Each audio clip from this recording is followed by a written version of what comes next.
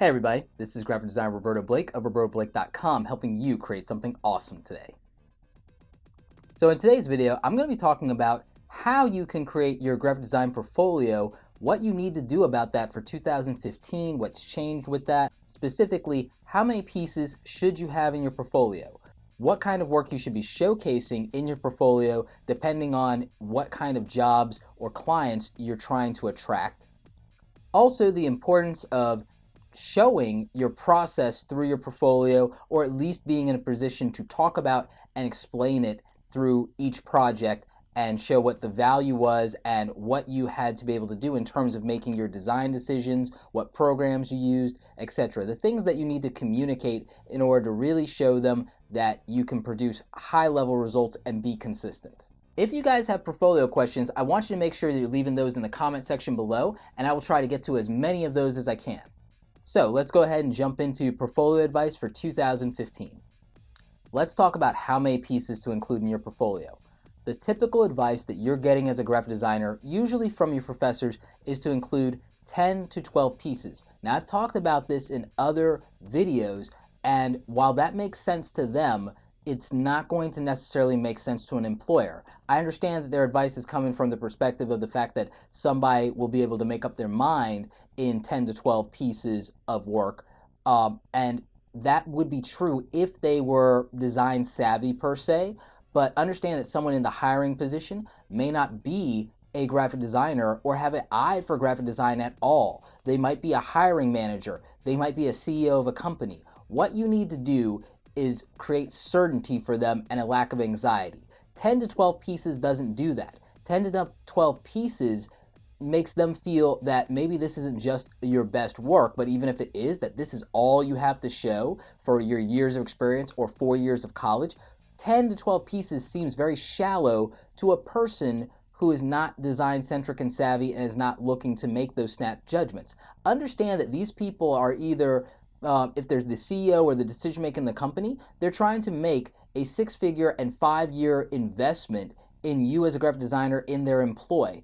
If they are someone who's in a hiring managing position, they have to justify these candidates and say these candidates are worthwhile and put their name and credibility on the line. And if you were in their position, 10 to 12 pieces is not going to cut it for you to say that this person is absolutely good enough unless they're amazing, ridiculously, overwhelmingly good 10 to 12 pieces, then that might be different. But the odds are that it's going to be somewhere in the middle. So you need to have the ability to show, even if you have amazing work, show that you can be consistent and that you've done a large body of that work. Let them decide when they get bored. They've set aside time for you for this interview, so it's okay to show them a large volume of work and let them decide how much of it they want to go through for the time they have. They might go through all of it, they might go through half of it, and the more opportunities you have to impress them, the better. No one's going to sit there and say, gee, I really wish I hadn't spent so much time looking at all this work before I decide how I'm going to spend my money. Just put it in the perspective of the employer.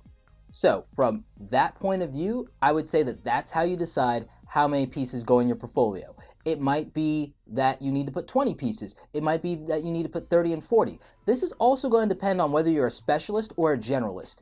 If you're a generalist, then it's important to put in a consistent amount of work for each of the categories that you're going to showcase in terms of your ability.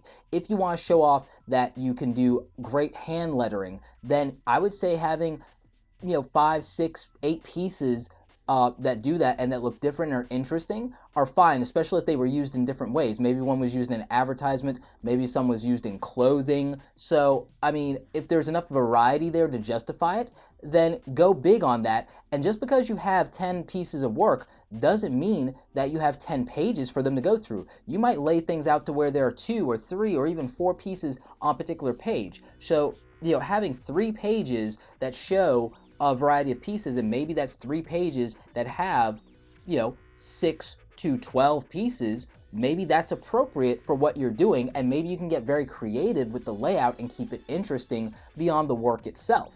So that's an option too in terms of how you lay out the work and present it to make it interesting and to justify the amount of work that you've put in.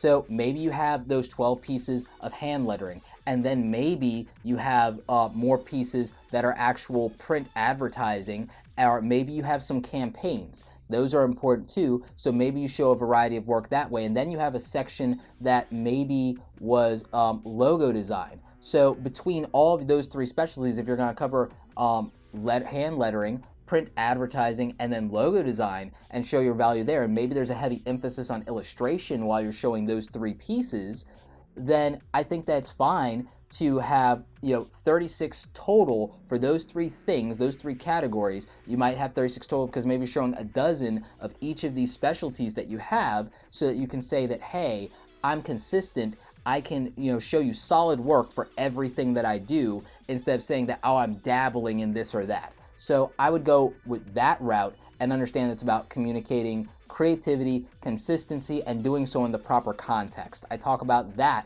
a lot in my videos. So what should you put in your portfolio to get hired? Well, you should really consider the type of work you want to be doing. That's the work that should be in your portfolio. If there's something that you're not very interested in, or that you outrightly don't want to be hired for, then don't showcase in your portfolio, because people are going to assume that that's the type of work you want to do for them.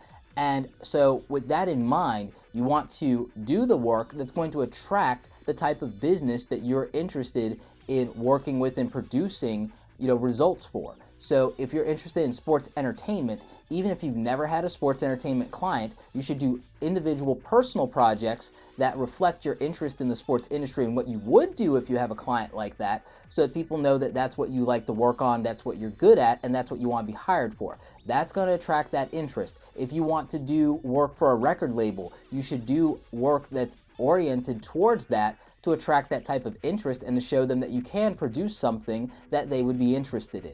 So understand that you need to pitch yourself on the type of work that you want to do, not the type of work that you're uninterested in, that you think will sell, unless your angle is the money-making angle, in which case, yes, do what you think you can sell, but you're likely going to be better off if you pitch the type of work that you're interested in, instead of trying to really, cater to what you think someone else is expecting from you.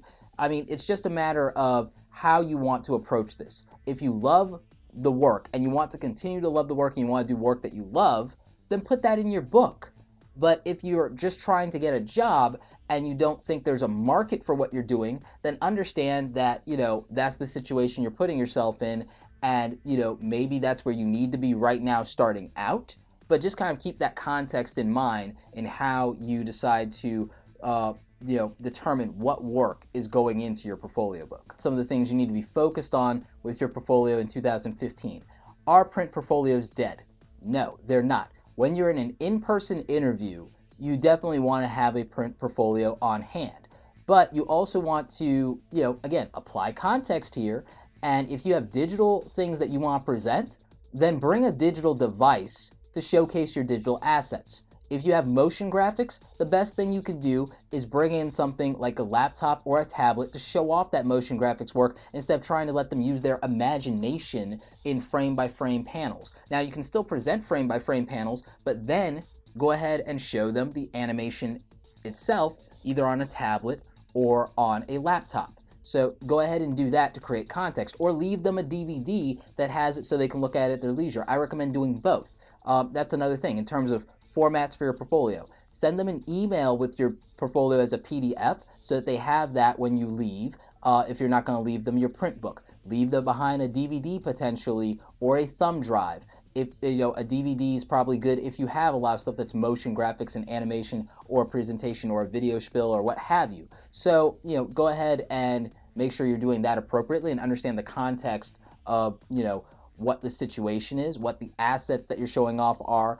Print work should be shown in print. A lot of people are taking their print work in on a tablet, and you're taking a little bit away from the experience, and you're not showing them that you know how to do digital print production for the actual media and format. So if you're doing print work, show it off in print. If you're doing digital, show it off in digital. And it doesn't hurt to be well-rounded and to present both ways.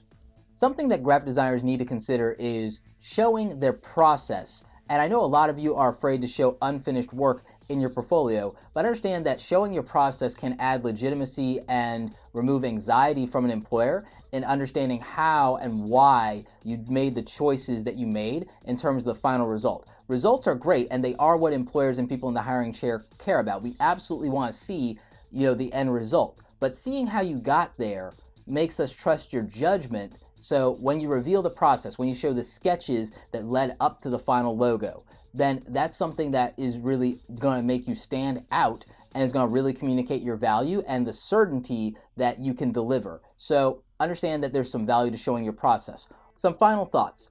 Be confident about your portfolio. Be confident to speak about your work. Be confident to speak about, how you go about your work, what programs and applications you used, what techniques you used, how you determine what you're going to do for a project, where you're collecting your resources. Don't be afraid to reveal some of yourself and your methodology and really show them that you understand what you're talking about. Don't overwhelm them with industry jargon though, or get into the nitty-gritty technical details. Put yourself in situations where you can speak confidently about your work, why you made the decisions you did, and really show your passion for what you're doing, because that's going to translate very well and it's going to make you a much more interesting and memorable candidate. For those of you who don't have client work to put in your portfolio and are working from scratch, I'm going to do a whole video about this topic, but ultimately what you need to be doing is you need to be doing personal projects and fake projects that illustrate the type of work that you want to be hired to do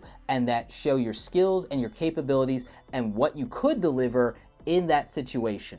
So don't be afraid to do that, and when you're asked about it, just be upfront and honest and tell them that wasn't a real project brief, that was self-initiated work, and just talk about the process. Just reveal that, and it will show that if you were given a brief in that situation, that you would have delivered exactly what was needed. So I hope you guys enjoyed this rundown on portfolio advice for 2015 for graphic designers. Again, if you still have questions, make sure you're leaving that in the comment section below, and I will get to as many of them as I possibly can.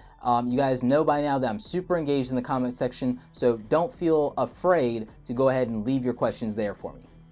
Anyway, like this video if you like it. Don't forget to subscribe. Check out the other awesome content on the channel. As always, you guys, thanks so much for watching, and don't forget, create something awesome today.